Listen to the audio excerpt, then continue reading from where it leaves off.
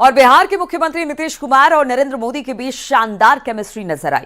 नीतीश कुमार ने प्रधानमंत्री मोदी के पैर भी छुए। नीतीश कुमार के संबोधन के दौरान नीतीश की बातें सुनकर प्रधानमंत्री मोदी के चेहरे पर एक मुस्कान दौड़ गई। सब लोग इनके साथ रहेंगे और एक साथ होकर के जो कुछ भी करेंगे इनकी बात को मानते हुए हम लोग आगे चलेंगे।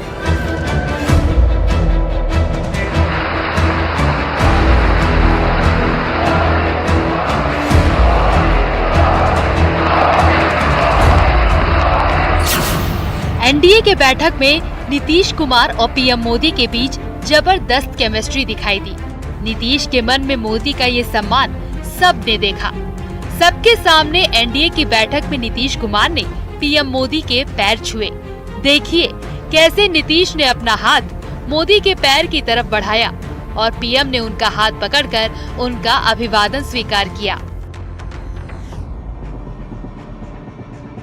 जब एनडीए के नेता के रूप में पीएम मोदी के नाम का अनुमोदन करने के लिए नीतीश कुमार को बुलाया गया तो वो पीछे की ओर से जाने लगे तो पीएम ने उनका हाथ पकड़कर उन्हें अपने सामने से जाने का इशारा किया।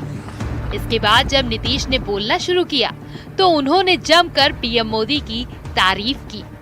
हमारी party Janata Dal United Bharatiya Janata party संसदीय दल के नेता आदरणीय श्री नरेंद्र मोदी जी को भारत के प्रधानमंत्री पद के लिए समर्थन देती है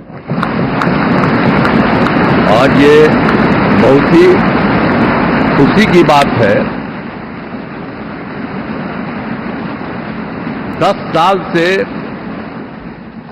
ये प्रधानमंत्री हैं और फिर प्रधानमंत्री होने जा रहे हैं और इन्होंने पूरे देश की सेवा की। अब पूरा भरोसा है कि जो कुछ भी बचा है अगली बार ये सब पूरा कर देंगे। नीतीश की बातें सुनकर पीएम मोदी के चेहरे पर मुस्कान दौड़ गई। नीतीश भी मुस्कुरा रहे थे और नरेंद्र मोदी भी। ये मुस्कान आज विपक्ष को पसंद नहीं आई होगी।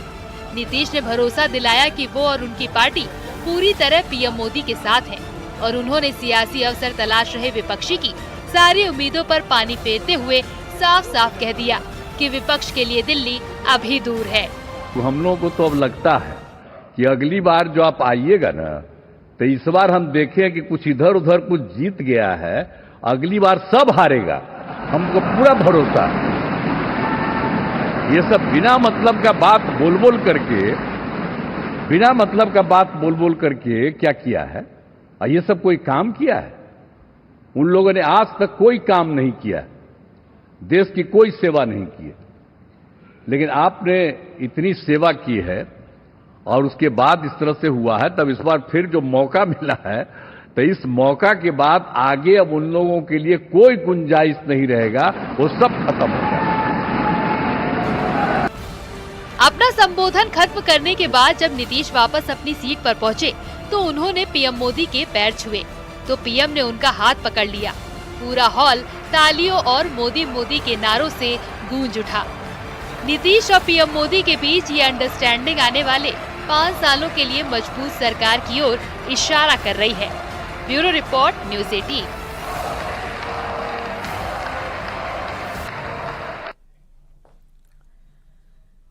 तो भले ही बीजेपी को पूर्ण बहुमत ना हो, लेकिन एनडीए के नेताओं का पूरा समर्थन मोदी के साथ है।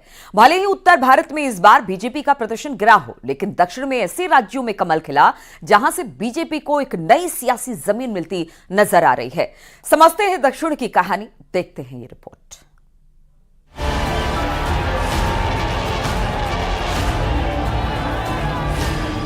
आज जहां भी मेरी नजर पहुंच रही है, लोग ही लोग नजर आ रहे हैं। ऐसा लग रहा है जैसे मानो केसरिया समंदर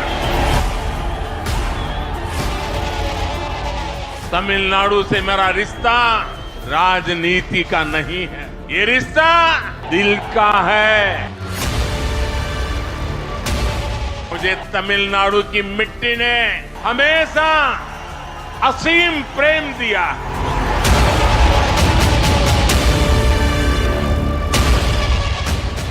आज भारत के हर गरीब के पास मोदी ने गारंटी 2024 में जनता ने मन बना लिया है कि इनकी लूट की हर दुकान पर ताला डालना है।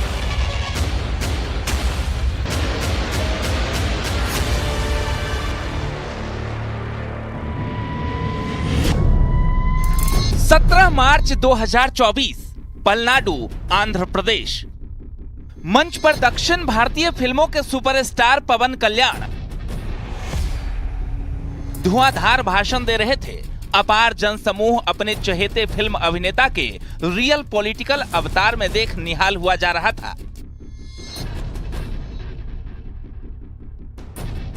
लेकिन अचानक पवन कल्याण के भाषण के बीच रैली में जुटी भीड़ में से कुछ उत्साही नौजवानों ने जो किया, उससे नरेंद्र मोदी एक्शन में आ गए। जरा पुलिस के लोग उनको नीचे उतारिए, नीचे उतारिए उनको। बिजली के तार हैं, आप क्या कर रहे हैं वहां? आपकी जिंदगी हमारे लिए बहुत कीमती है। प्लीज नीचे आइए आप। मीडिया वालों ने आपकी फोटो ले ली है, आप नीचे आइए। मोदी को प्रचंड जनादेश तक पहुंचाने में दक्षिण के दुर्ग का बहुत बड़ा रोल दिखाई दे रहा है। लेकिन इस मुकाम तक पहुंचने के लिए प्रधानमंत्री मोदी ने अनवरत प्रयास किए हैं। बहुत कम लोग जानते हैं कि मोदी ने दक्षिण भारत में भगवा पताका लहराने का मिशन 10 साल पहले ही शुरू कर दिया था।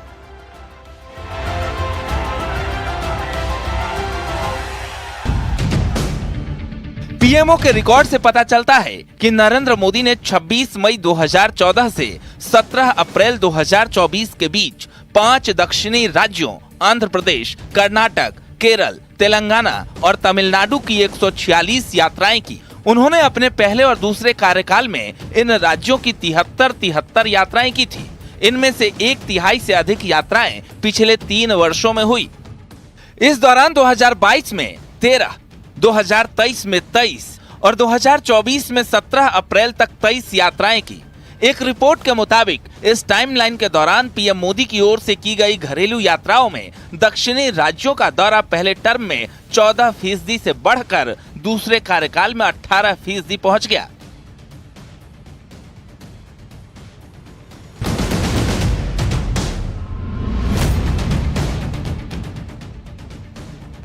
मार्च 2024 की बात है। पीएम मोदी ने 7 घंटे में साउथ की 76 लोकसभा सीटों को नाप लिया था।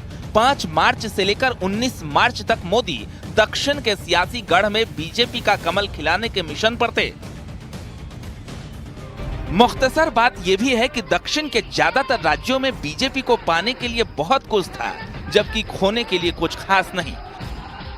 इसलिए उत्तर में होने वाले नुकसान की भरपाई दक्षिण से करके मोदी ने राह आसान बना ली। मोदी का दक्षिण परिवार। तमिलनाडु में अन्नामलाई और आर शरथ कुमार को इलेक्शन बैटन थमाकर मोदी ने परिवारवादी राजनीति में परिवर्तन का अभियान छेड़ा। आंध्र प्रदेश में चंद्रबाबू नायडू और फिल्म स्टार पवन कल्याण को जोड़कर मोदी ने चुनाव को एक तरफा बना दिया। कर्नाटक में जेडीएस से गठबंधन बीजेपी के लिए विनिंग कॉम्बिनेशन बनता दिख रहा है। वहीं तेलंगाना में बंडी संजय कुमार और जी किशन रेड्डी को फ्रंट फुट पर लाकर मोदी ने कांग्रेस और केसीआर का खेल बिगाड़ दिया। केरल में राजीव चंद्रशेखर, अनिल एंटनी और वी मुरलीधरन का जोर भी साफ दिखाई दे रहा है। राष्ट्रवादी राजनीति का दक्षिण में विस्तार किसी चमत्कार से कम नहीं, क्योंकि मोदी दक्षिण में तमाम दलों की बनाई छद्म उपराष्ट्रवाद की धारणा को भी ध्वस्त करते दिख रहे हैं, जो 2029 तक नए विस्तार की रूपरेखा तैयार करता नजर आ रहा है। Bureau report, news 18।